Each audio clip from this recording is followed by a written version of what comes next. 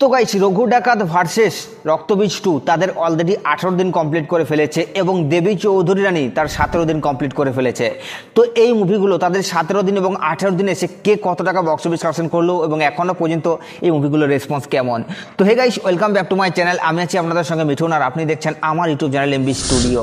তো আজকে আমরা কথা বলবো রঘু ডাকাত মুভি টোটাল 18 দিনের গ্রস বক্স অফিস কালেকশনকে নিয়ে এবং কথা বলবো রক্তবীজ 2 এর টোটাল 18 দিনের গ্রস বক্স অফিস কালেকশনকে নিয়ে এবং কথা বলবো দেবী চৌধুরী রানী মুভির টোটাল 17 দিনের গ্রস বক্স অফিস কালেকশনকে নিয়ে।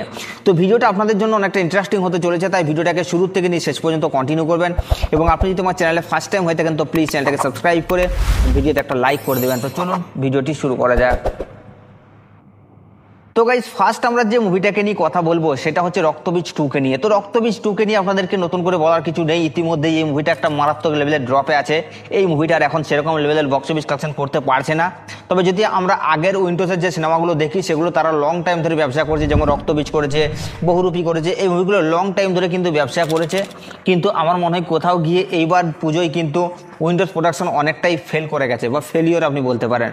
তো এই মুভিটা আর সেরকম লেভেলের বক্স অফিস কালেকশন করতে পারছে না। মুভিটা ভালো কি খারাপ আমি সেই কথাই আসছি না, কিন্তু মুভিটা এখন রিসেন্টলি টাইম একটা মারাত্মক লেভেলের ড্রপে আছে।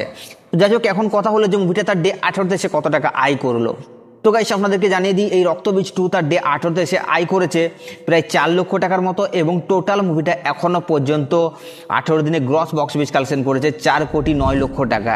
তো গাইস, এই মুভিটার বক্স অফিস কালেকশন নিয়ে আপনাদের কি মতামত আপনারা নিচের কমেন্টে অবশ্যই জানাবেন।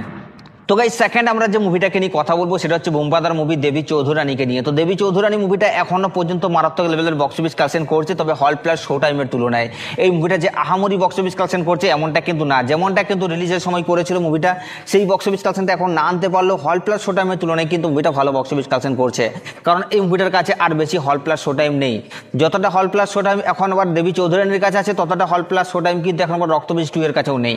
তো সেই দিকে যদি আমরা কম্পারিজন করি তাহলে কিন্তু এখনো পর্যন্ত দেবী চৌধুরী রানী কিন্তু ভালোই ব্যবসা করছে। তো বোমবাদার স্টারডামে যে দেবী চৌধুরী মুভিটা এখনো পর্যন্ত বক্স অফিস কালেকশন করছে এটাকে নিয়ে তো আপনাকে প্রশংসা করতেই হবে। তাছাড়া রক্তবীজ 2 এবং রঘু ডাকাতের ভিড়ে যে এই মুভিটা হারিয়ে যাবে এটা অনেকেই কিন্তু আশা করেছিল, কিন্তু দেবী চৌধুরী রানী এখনো পর্যন্ত মারাত্মক লেভেলের বক্স অফিস কালেকশন করছে এবং সেটা রক্তবীজ 2 কে টক্কর দিয়ে।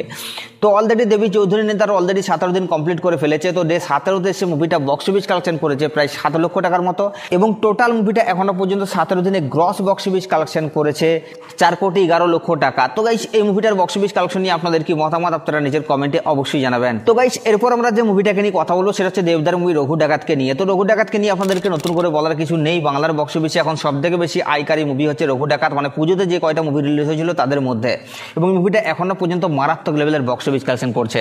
তাছাড়া এই মুভিটা সাউথ ইন্ডিয়ান বলিউড মুভিকে কিন্তু সাইডে রেখেও মুভিটা মারাত্মক লেভেলের বক্স অফিস কালেকশন করছে এবং আমরা জানি দেবদার স্টারডামটা এখন কোন জায়গায় পৌঁছেছে, যাতে দেবদাকে কিন্তু কখনোই আর ধরা ছোঁয়া যাবে না এমনটা অনেকে মন্তব্য করছে এবং সেটাই কিন্তু হচ্ছে। বাংলার বক্স অফিসে সাউথ ইন্ডিয়ান বলিউড মুভিকে কিন্তু টেক্কা দিচ্ছে দেবদা। তো রঘু ডাকাত মুভিটা তার ডে 18 এসে বক্স অফিস কালেকশন করছে প্রায় 14 লক্ষ টাকার মতো এবং টোটাল 18 দিনে মুভিটা গ্রস বক্স অফিস কালেকশন করছে 14,84,00,000 টাকা। তো গাইস, এই তিনটা মুভির বক্স অফিস কালেকশন নিয়ে আপনাদের কি মতামত আপনারা নিচের কমেন্টে অবশ্যই জানাবেন এবং এই তিনটা মুভির বক্স অফিস কালেকশনে আপনি কোন মুভিটাকে এগিয়ে রাখছেন সেটাও নিচের কমেন্টে জানাতে ভুলবেন না। আর সাবস্ক্রাইব করে দাও নেক্সট ভিডিওর জন্য।